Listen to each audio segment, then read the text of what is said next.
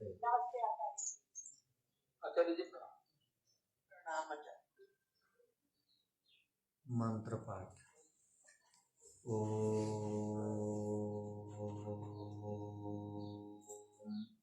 सहना भवतु सहनौ भुनक्तु सह वीर्यं करवावहै तेजस्विनावधीतमस्तु मा विद्विषावहै।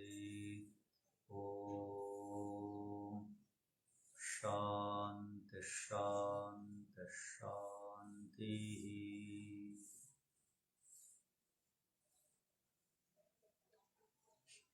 सांख्य दर्शन में हम 52वें सूत्र पर विचार कर रहे थे। तृतीय अध्याय।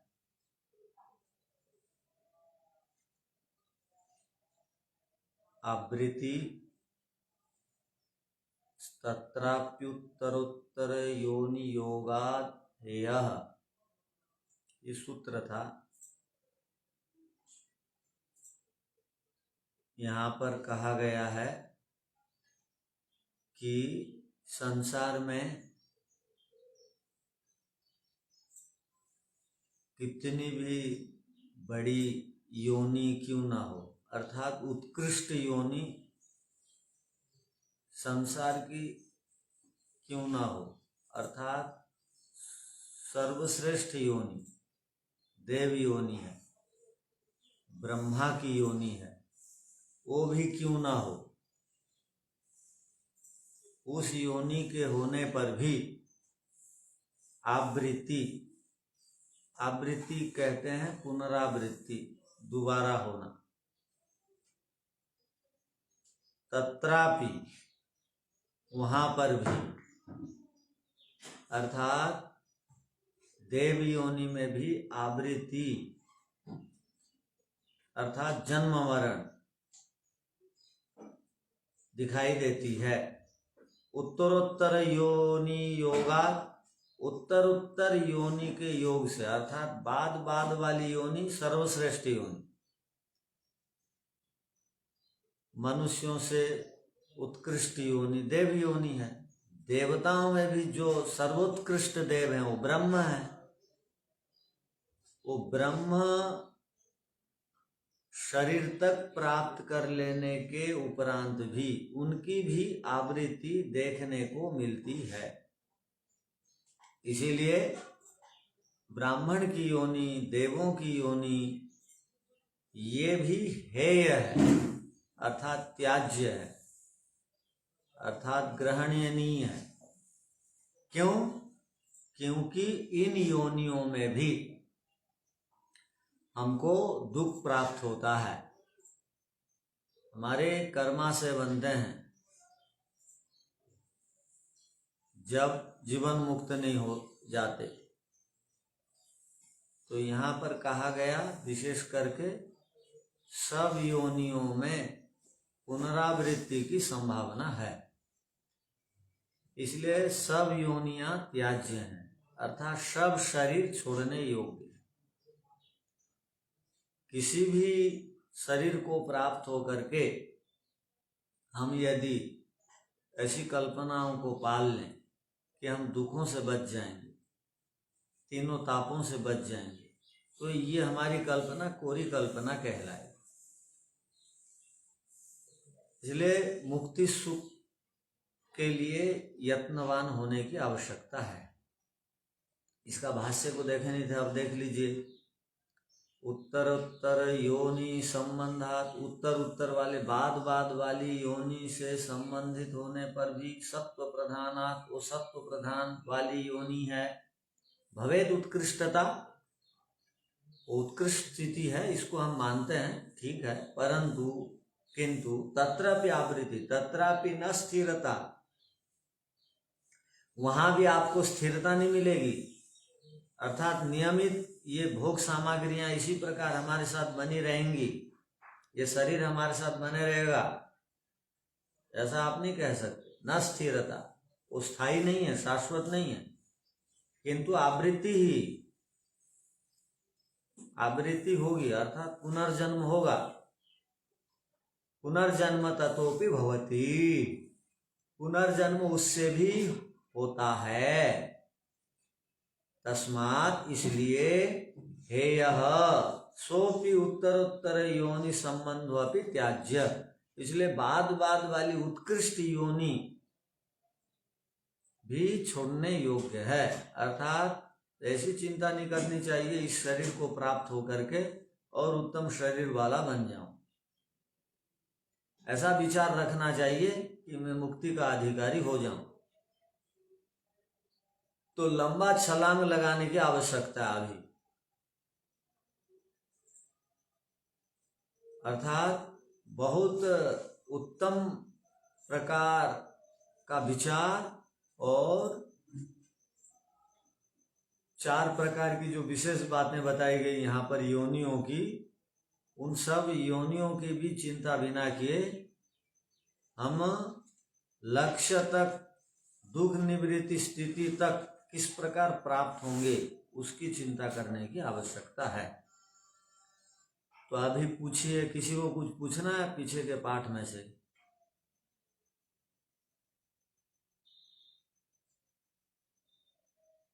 ओम आचार्य जी नमस्ते। हाँ जी। एक उनका सूत्र में थोड़ा पूछना था। क्या है? वो देवदास जो नौकर और मालिक का स्वामी का बारे में बोल रहे हैं, वो दोनों तो चेतन है, और उसको उदाहरण में लिया गया आत्मा और प्रकृति का, जहाँ चेतन और जड़ का क्यों उदाहरण ऐसा लिया? इसलिए लिया गया कि चेतन तो किसी के अधीन नहीं होते हैं, वो जड़ शरीर ही होता है। और यदि चेतन जड़ों में चेतन जैसा व्यवहार यदि हम करते हैं तो वहाँ ईश्वर कारण बनते हैं। तो प्रकृति में जो भी चेष्टाएं होती हैं वो ईश्वर ऐसी व्यवस्था बना रखे हैं कि प्रकृति वो अपने आप कुछ नहीं कर सकती है स्वयं, तो वो किसी के अधीन में आकर के प्रवृत्त होती है। तो ईश्वर के अधीन है, ईश्वर हमको कर्म फल देते हैं, तो माध्यम क्या है, किसके माध्यम देंगे? प्रकृति के माध्यम। इसलिए प्रकृति को हमारी सेवा के लिए लगा रखें। जैसे कंपनियां वो सेवा के लिए सिक्योरिटी गार्डों को बैठा देते हैं, किंतु उसका दायित्व और नियंत्रण कंपनी का होता है, वैसे ही है प्रकृति।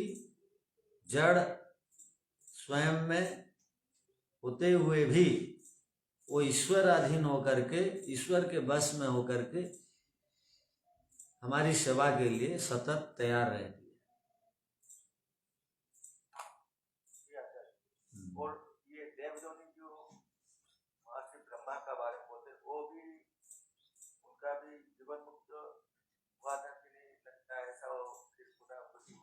यदि वो जीवन मुक्त होते तो उनकी गणना नहीं होती। महर्षि अग्निवायु आदित्य अंगिरा की गणना क्यों नहीं होती है?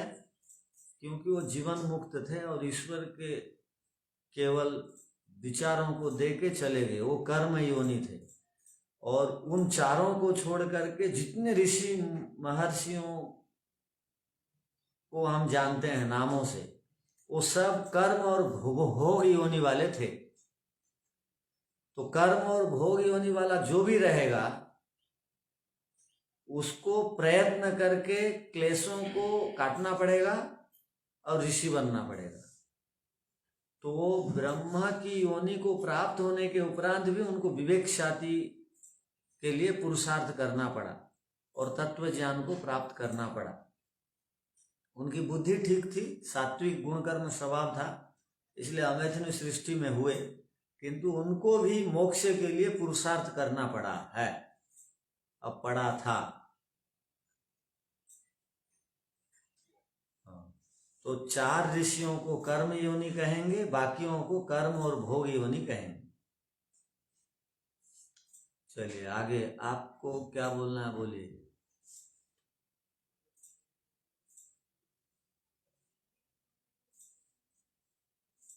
अच्छा, वो प्रेम कुमार जी पूछना था क्या?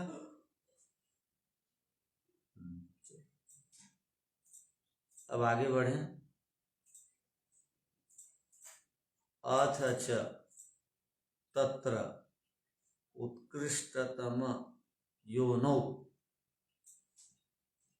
और भी इसी से संबंधित, पिछले ही सूत्र से संबंधित और कुछ बातें, देव योनि से संबंधित और कुछ बातें, अर्थात उत्कृष्ट योनि देव योनि है, वो भी त्याज्य है क्योंकि वो शरीर है, शरीर होने से सुख दुख प्राप्त होगा, त्याज्य है।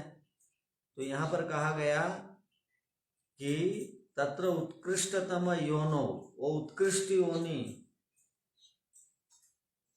होने के उपरांत भी समानम जरा मरणादिजम दुखम, समान माने बराबर, जरा मरणादिजम दुखम, तो वृद्धावस्था और मृत्यु और जन्म, ये जरा का अर्थ हो गया वृद्धावस्था, मरण मृत्यु, और ये जन्म आदिजम दुख, रोग, व्याधि, पराधीनता, अनिर्भयता, ये सब प्रकार के दुख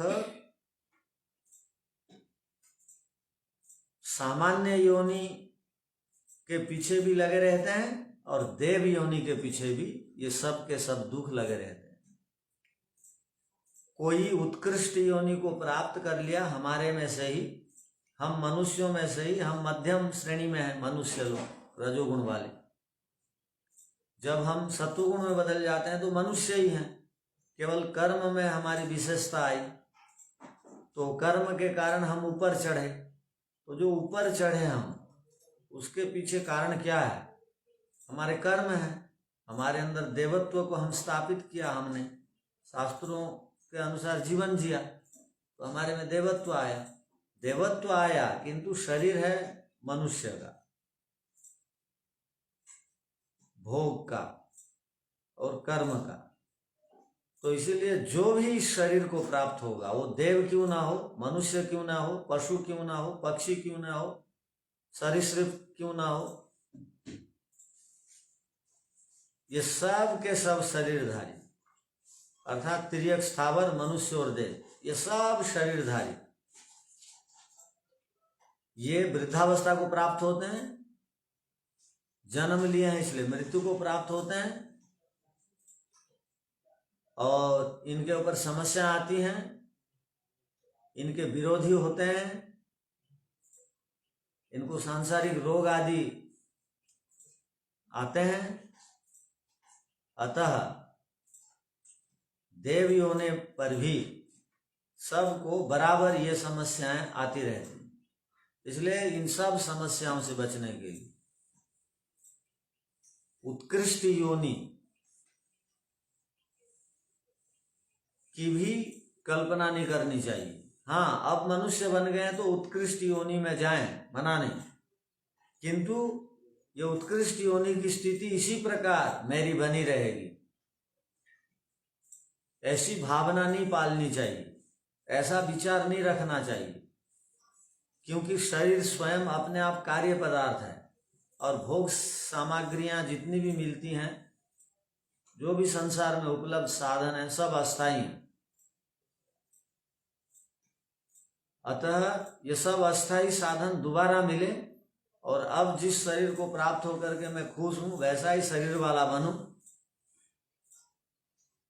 ऐसा चिंतन दर्शन पढ़ने वालों को नहीं करना चाहिए,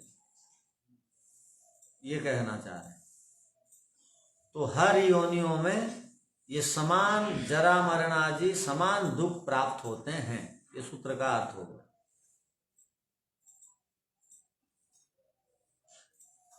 ठीक है।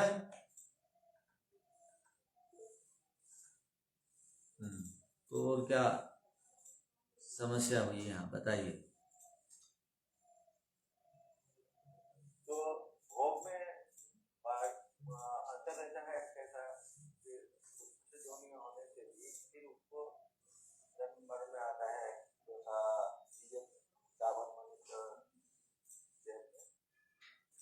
अब भोग में अंतर रहता है।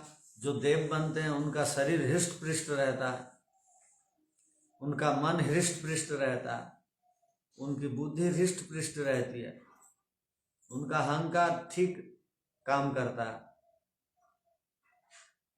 तो ये हृष्ट पृष्ट आदि जितनी भी बातें हैं ये अस्थाई हैं।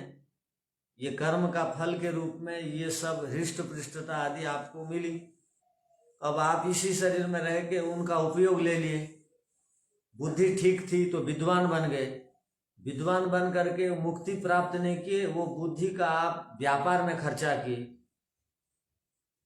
सम्मान प्राप्त में खर्चा किए।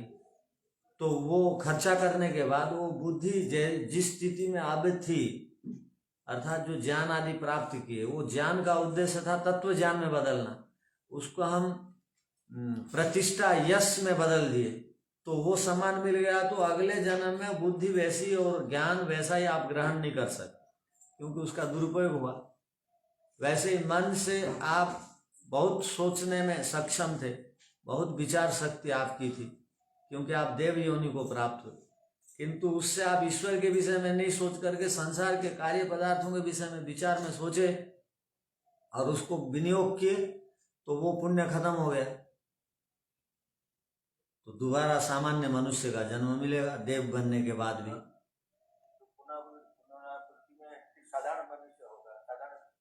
हाँ, यदि वो ईश्वर को छोड़ देगा और बोलने के लिए सत्य बोल रहा हूँ दिखाएगा अंदर से, किंतु विचार में पवित्रता नहीं होगी, तो गड़बड़ भी है। मनुष्य मिलेगा बल्कि बोल कैसे सकते हैं हम। तो देव बनने के बाद भी पतन होने की संभावना है, गिरने की संभावना है।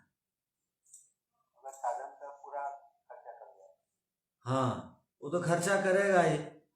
आप देव बने हैं तो आप दो ही काम में लगेंगे, या तो आप समृद्धि के पीछे भागेंगे, आपका मन तो थोड़ी आपको खाली बैठने देगा, या आप अपवर्ग के लिए लगेंगे। अपवर्ग के लिए नहीं लगे हैं तो बाकी कामों में आप लगे हैं, आपका प्रभाव बहुत है, आपका यश है, तो आप भौतिक सामग्रियों को इकट्ठा कर देंगे, प्रतिष्ठा प्राप्त कर लेंगे, वो सब मिल गया आपको उसके बदले में, और मुक्ति नहीं मिली, तो इसका मतलब गड़बड़ है।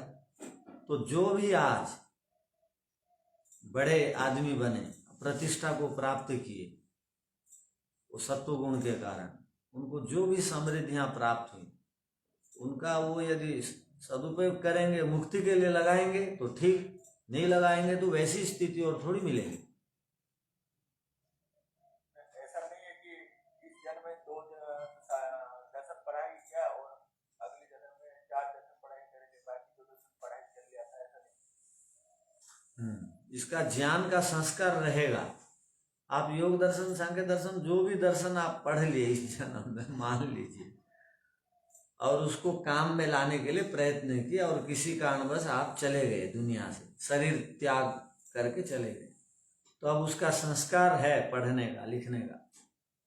अब अगले जन्म में आपको फिर योग सांख्य पढ़ना पड़ेगा, किंतु पढ़ते ही बाकियों की अपेक्षा आप जल्दी पकड़ेंगे। बाकी लोगों को 5 साल लगेगा, आप 3 महीना में आगे बढ़ जाएंगे, क्योंकि वो संस्कार है। वो संस्कार है बोल करके योग दर्शन के सूत्र आप देखते ही याद जो कर लेता है, वो पिछले जन्म में वो प्रयत्न किया था, वो समझ लेता है, याद कर लेता है, भूलता नहीं है। तो पिछले जन्म का उसका वो जो उसकी छाप पड़ी थी, वो छाप पड़ी थी बोल के वातावरण मिलते ही वो बीज जो है, खाद पानी मिलते ही जैसे बीज में वो अंकुरित होना स्वभाव वो अपना दिखाता है बीज, वैसे ही उसके अंदर वो सब प्रकट होंगे। और इसका अर्थ ये हुआ, जो पढ़ पढ़ के भी भूल जाता है बार बार, पिछले जन्म का योग सांख्य का उसका वो नहीं है, संस्कार नहीं है, इस जन्म में वो बना रहा है, तो उस बेचारे को थोड़ा सा अधिक तप करना पड़ रहा है। किंतु आप तो वैसे कोई नहीं लगते हैं पिछले जन्म में नहीं पढ़ने वाले जैसे, या अपने आप को कोई समझ रहे हैं ऐसे? आप तो कोई प्रश्न पूछते नहीं है, इसका मतलब आप पिछले जन्म में पढ़े थे, इस जन्म में पढ़ाते ही समझ ले रहे हैं, ऐसे मान लें तो।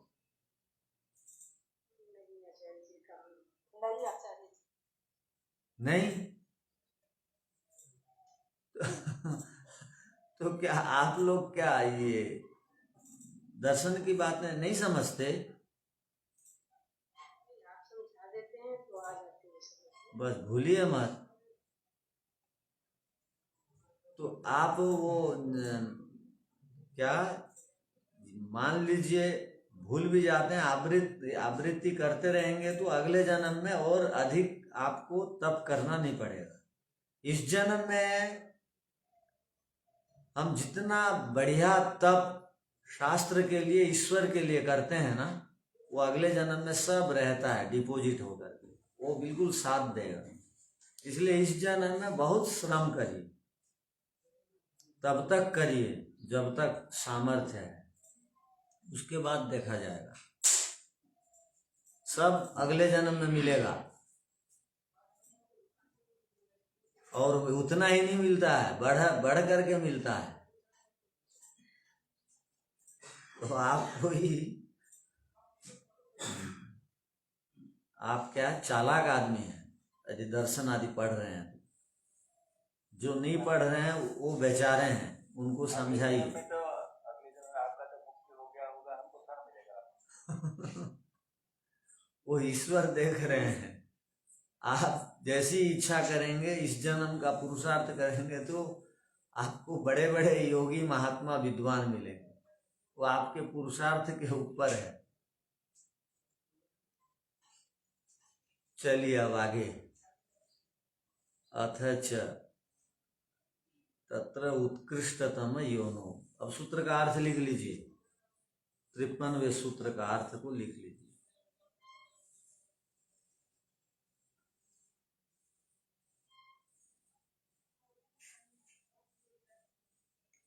सृष्टि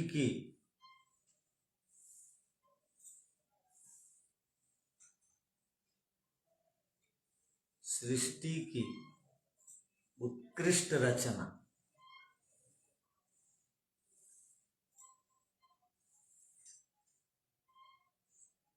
अर्थात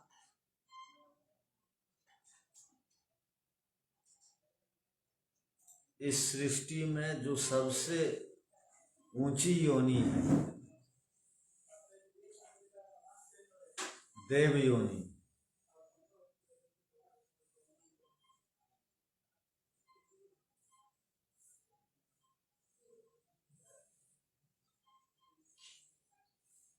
उस योनि को प्राप्त करने के उपरांत भी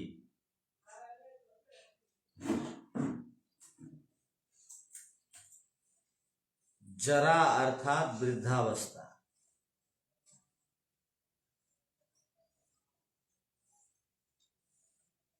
मरण अर्थात मृत्यु,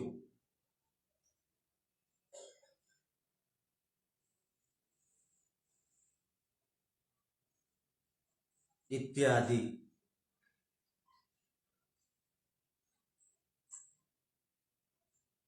दुख उत्पन्न होते हैं।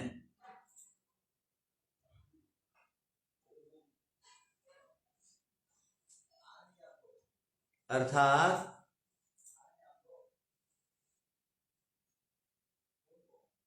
सृष्टि की सब योनियों में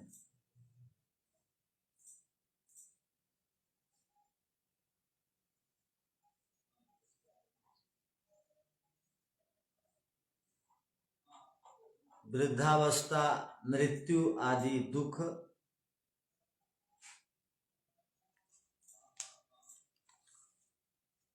समान विद्यमान रहते हैं।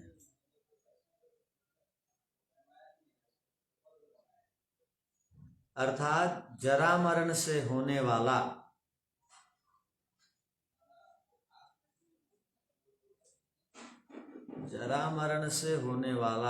जो दुख है वह सब जगह समान है।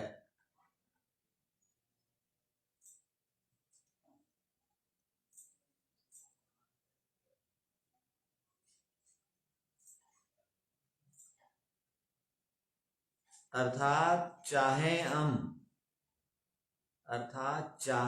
हम उत्कृष्ट शरीर वाले हों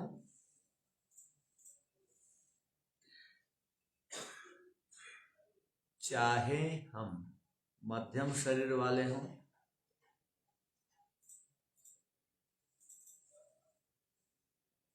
या तो कोई निकृष्ट शरीर वाला है,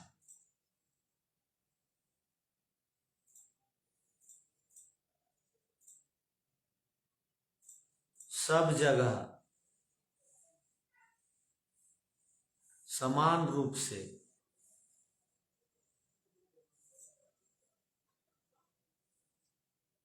ये दुख रहते हैं।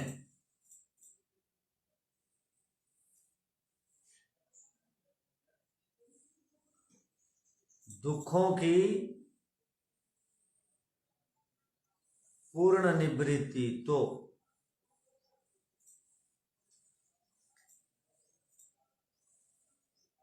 इन सब योनियों में नहीं हो सकती।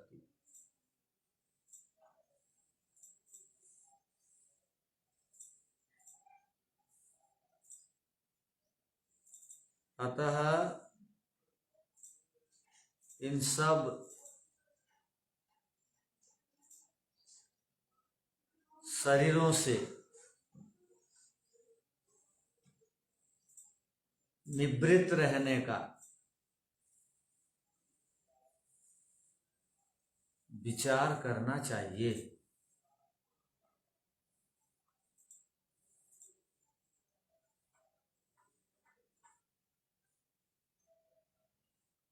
ठीक है।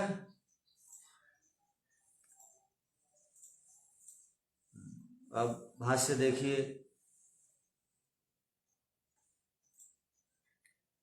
समानम जरा मरणादिजम दुखम अध योनिम आरभ्यो उत्तरोत्तर योनि पर्यंतम। अध कहते हैं निकृष्ट को, निचली वाली योनि को। वहां से लेकर उत्तरोत्तर योनि माने मध्यम और उत्कृष्ट योनि पर्यंत। जरा मरण जन्म भवम दुखम, जरा मरण जन्म आदि का दुख समान में हो, समान रूप से दिखाई देता है। तस्मात् न कृतकृत्यता, इसलिए कृतकृत्यता इन शरीरों में नहीं मिल सकती। तो कृतकृत्यता अति उत्कृष्ट योनो अपि, उत्कृष्ट योनि में भी कृतकृत्यता का अभाव है। अब एक नया विषय चलता है।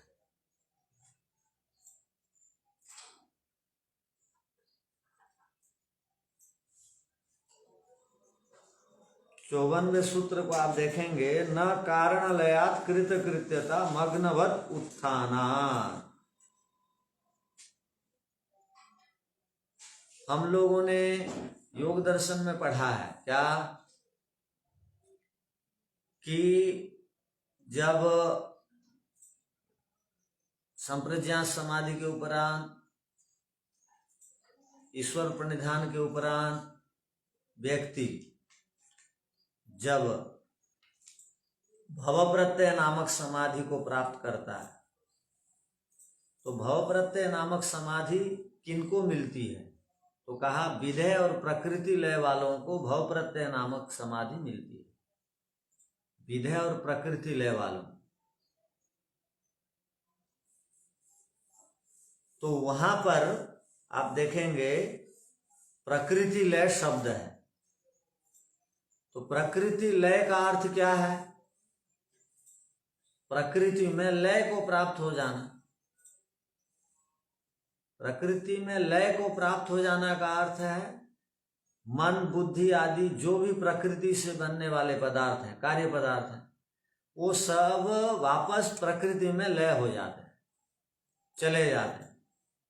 तो भव प्रत्यय नामक जो योगी है, अर्थात जो एक समाधि है, भव प्रत्यय, भव माने संसार, भव माने होना, प्रत्यय माने ज्ञान। संसार को देख करके ज्ञान होता है, जन्म मृत्यु को देख करके आदमी वैराग्य को धारण करता है। महर्षि दयानंद जी ने मृत्यु को देख करके वैराग्य को प्राप्त किया। बिना चोट लगे किसी को वैराग्य नहीं मिलता, और सीधा सीधा कोई भी वैराग्य प्राप्त नहीं करता है। ऋषि महर्षि, जितने भी ऋषि महर्षि थे समाधि प्राप्त, वो भी सीधे सीधे समाधि को प्राप्त नहीं किए, वैराग्य नहीं मिला।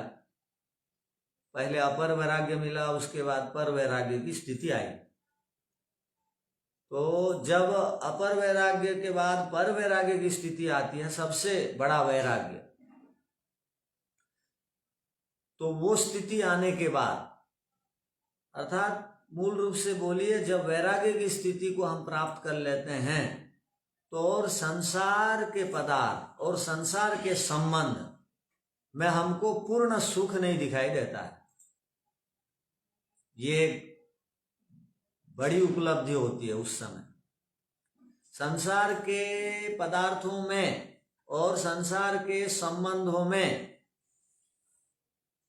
व्यक्ति जुड़े रहना नहीं चाहता है। इसका अर्थ क्या हुआ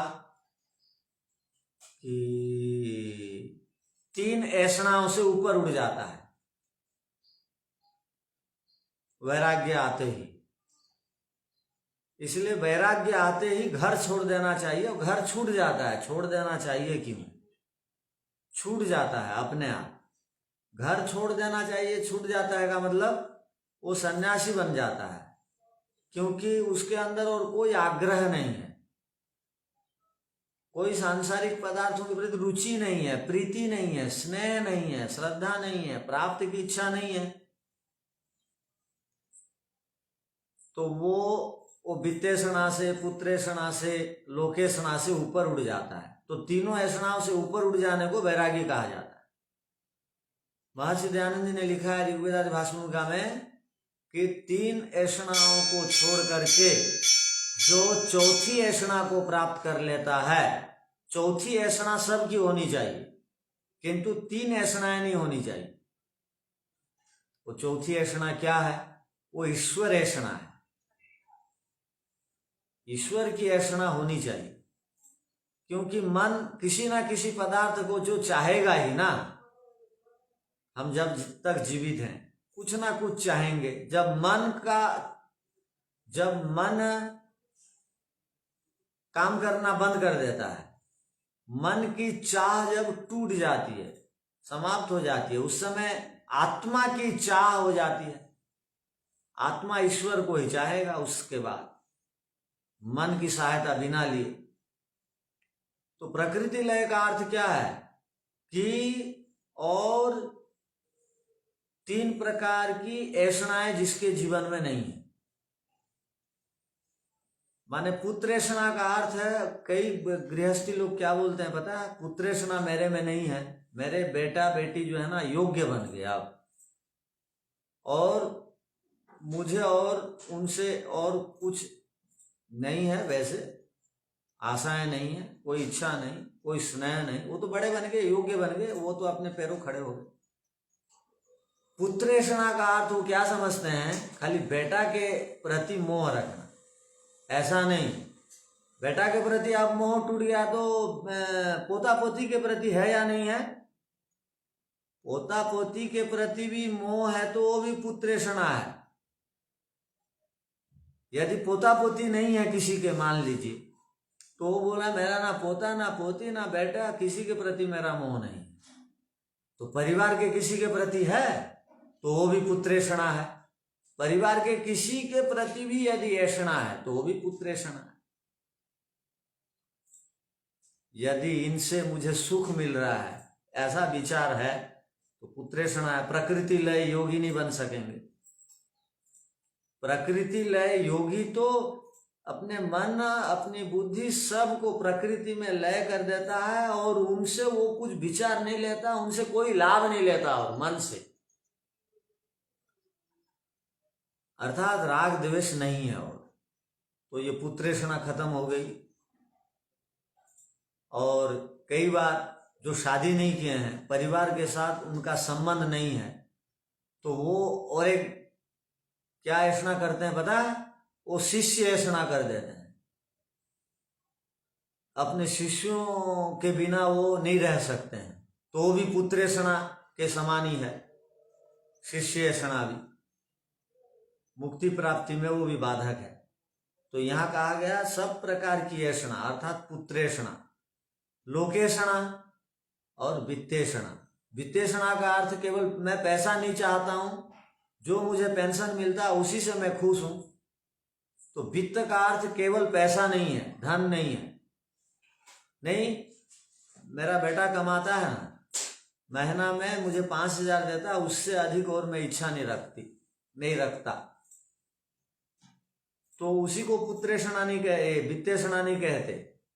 वो घर के प्रति लोभ मोह है या नहीं, और संसार के कोई भी पदार्थों के प्रति, भोजन के प्रति है कि नहीं इच्छा, राग द्वेष, वो भी वित्तेषणा के अंतर्गत है। तो लोकेषणा को तो पूछिए मत। सम्मान में आंच आते ही आदमी घबरा जाता है, व्यथित हो जाता है, दुखी हो जाता है। वो मुखमंडल में आकार में परिवर्तन होता है, उसको लोकेषणा कहते हैं। तो ये तीनों ऐषणाएं जब टूट जाती हैं तो आदमी प्रकृति लय की स्थिति को प्राप्त होता है। ये जो हम विचार कर रहे हैं प्रकृति लय, तो प्रकृति लय अर्थात कोई भी और राग द्वेष नहीं है सांसारिक पदार्थों के प्रति, वस्तुओं के प्रति, संपत्ति के प्रति, किसी के भी प्रति। केवल एक ऐषणा है। ये स्थिति जब आ जाती है तो ये स्थिति आने के बाद सदा सदा के लिए एक व्यक्ति कृतकृत्य हो जाता है क्या? ये यहां पर बात चल रही है कि मान लीजिए प्रकृति लय की स्थिति को प्राप्त हो गया, कोई प्रकृति लय की स्थिति को किसी ने प्राप्त कर लिया, तो सदा सदा के लिए कृतकृत्य हो जाता है क्या? अर्थात मन बुद्धि अहंकार को, इंद्रियों को प्रकृति में वापस भेज दिए हम। जीवन मुक्त तो इसी जीवन में वापस भेज देते हैं। शरीर रहता है, केवल ढांचा शरीर रहता है, किंतु वो उससे कोई राग द्वेष नहीं होता उस शरीर को प्राप्त करके उसके द्वारा। या मृत्यु के अनंतर जब जीवन मुक्त मृत्यु को प्राप्त होता है तो उसका सूक्ष्म शरीर प्रकृति में लय को प्राप्त हो जाता है। तो प्रकृति में लय को प्राप्त हो जाता है तो सदा सदा के लिए कोई प्रकृति में लय को प्राप्त हो जाता है क्या? कृतकृत्यता सदा के लिए होती है क्या? यहाँ प्रश्न है। तो सूत्रकार ने निषेध कर दिया, सदा सदा के लिए कोई कृतकृत्यता की स्थिति को नहीं प्राप्त करता। केवल बोलने के लिए हम बोल देते हैं कि मैं कृतकृत्य हो गया, अर्थात जब मुक्ति को प्राप्त करने के अनंतर व्यक्ति कहता है ना प्राप्तम प्रापणीयम, जो पाना था प्राप्त कर लिया, ये जो स्थिति आती है ये सदा सदा के लिए स्थिति आती है क्या? नहीं, ये कुछ काल के लिए स्थिति आती, कुछ समय के लिए, सदा के लिए नहीं। कुछ समय का अर्थ भी बहुत बड़ा समय है, ये तो कल्पनातीत समय है। इसलिए हम बोल देते हैं कृतकृत्य हो गया, मुक्ति को प्राप्त कर लिया। किंतु मुक्ति को प्राप्त करने के उपरांत भी दोबारा लौट के आना पड़ता है, क्योंकि अब लोगों में इस विषय में बहुत प्रकार के प्रश्न हैं कि वो सृष्टि ही क्यों बनी? मुक्ति को प्राप्त करो, फिर वहां मुक्ति सुख को भोगो, फिर वापस आओ, ये सब क्यों? ये सब वो सृष्टि हर समय प्रलय में रहे तो अच्छा, सृष्टि सदा प्रलय में ही रहेगी तो ठीक है। क्यों एक आदमी दुखी होगा, सुखी होगा, ये करेगा वो करेगा वो करेगा, तो ईश्वर अन्याय करेंगे यदि सृष्टि नहीं बनाएंगे तो। आप बोलेंगे क्यों? क्योंकि इस सृष्टि में जिनका हमारी अपेक्षा से अधिक गुण कर्म स्वभाव उत्तम था, उनको अगले सृष्टि में पैदा हो करके उनको सीधा मुक्ति को प्राप्त करना था, वो यदि सदा प्रलय में रखेंगे तो ईश्वर न्यायकारी कैसे होंगे? और जो निकृष्ट कार्यों को किए हैं इस जन्म में, उनको यदि अगले शरीर बिना दिए वो यदि उनको कर्म फल भोग नहीं देंगे तो ईश्वर न्यायकारी थोड़ी कहलाएंगे। कोई भी कुछ भी कर दो, प्रलय की स्थिति बन के रहेगी मान लीजिए, तो ईश्वर न्यायकारी और नहीं कहलाएंगे, ना सर्वज्ञ नहीं कहला सकते। ईश्वर सब कुछ जानने वाले हैं, ईश्वर न्यायकारी हैं। आपका अलग कर्म है, एक घर में रहने वालों का सबका अलग अलग कर्म है। 10 आदमी हैं तो 10 का अलग कर्म है। आप देख लीजिए आपके घर में कितने सदस्य हैं, 2 4 5 7 होंगे। आपके साथ कितने लोग बैठ के पढ़ते हैं? वो क्या नहीं पढ़ सकते थे? आपके साथ बैठ करके पढ़ सकते थे, जबकि आप सारी व्यवस्था कर देते हैं घर के लिए, सामान लाना आदि, वो भी पढ़ सकते थे, तो नहीं पढ़ते हैं। इसका मतलब सबका कर्म अलग अलग है। तो वो भी करेंगे भी क्या बेचारे, उनका पिछले जन्म का भी कर्म ऐसा ही था। तो इसलिए किसी को दुखी होने की आवश्यकता नहीं है। बस ईश्वर की कृपा से जो अब समय मिल गया उसका सदुपयोग करना है। तो इसलिए सृष्टि बनाते हैं ईश्वर, क्योंकि आप जैसे उत्तम कर्म करने वालों को अगले सृष्टि में या अगला जब जन्म मिलेगा उस समय आपको मुक्ति देना है ईश्वर। इसलिए सृष्टि को बनाए रखना पड़ता है, ईश्वर बना के रखना पड़ता है ईश्वर। और मुक्ति के बाद दोबारा लौटना ही है तो मुक्ति क्यों प्राप्त करें? ये भी आप लोगों के मन में ये भ्रम, ये संशय, ये एक क्या शंका होती होगी। वापस ही तो लौटना है, क्यों ऐसे काम ना करें जिससे कि मनुष्य ही बनते रहें और मृत्यु को प्राप्त होते रहें, मनुष्य बनते रहें। तो उसका भी समाधान है। देखिए आप भौतिक पदार्थों को सीमित साधनों के द्वारा कभी भी असीमित शांति को नहीं प्राप्त कर सकते। अर्थात आपके पास भौतिक साधन बहुत ईश्वर की दृष्टि से बहुत अल्प सामर्थ्य वाले हैं, तथापि ईश्वर के प्रति आप हर समय कृतज्ञता का भाव रखिए कि वो कम साधनों से आप कम पुरुषार्थ करके अनंत काल तक के लिए, अनंत कह देते हैं इसलिए कि 31 नील 10 खरब 40 अरब वर्ष तक के लिए मुक्ति का सुख देते हैं। अर्थात 2-4 जन्मों में पुरुषार्थ करते हैं और 36,000 बार सृष्टि बनती है, प्रलय होती है, तब तक मुक्ति देते हैं। तो कम है क्या? ईश्वर का देने का भाव जो है बहुत ही महत्वपूर्ण और प्रभावशाली है। अर्थात कम से कम पुरुषार्थ करके अधिक से अधिक लाभ वो ईश्वर ही देते हैं। 1 किलो धान लगाने से बदले में 1 क्विंटल धान देते हैं। देखिए तो एक बीज से एक पेड़ लगाए तो कितने वर्षों तक आम को खाने का अवसर मिलता है, आंवला को खाने का अवसर मिलता है, नींबू को खाने का अवसर मिलता है। एक पेड़, एक बीज के बदले एक पेड़, एक पेड़ के बदले कितने वर्षों तक उससे हम सहयोग प्राप्त करते हैं। ये सब विशिष्ट देन ईश्वर की। इसलिए ईश्वर के प्रति सतत निरंतर कृतज्ञता का भाव रखने की आवश्यकता है और उनके उपकारों को स्वीकार करने की आवश्यकता है। और अपने से जितना बने, अपने से जितना संभव हो मुक्ति के लिए पुरुषार्थ करने की आवश्यकता है। एक पल भी व्यर्थ के कार्यों में बिना लगाए आगे बढ़ने के लिए तत्पर और प्रयत्न करना चाहिए, क्योंकि ये पुनः पुनः अवसर नहीं मिलेगा। मिला है तो मत चूको चौहान। तो आगे बढ़िए, ऊंचे चढ़िए। तो ये हमारा सूत्र का जो है सामान्य विषय था। अब इसकी भूमिका और सूत्र में और क्या सब महत्वपूर्ण बातें हैं उनको हम आगे की कक्षाओं में पढ़ेंगे। ओ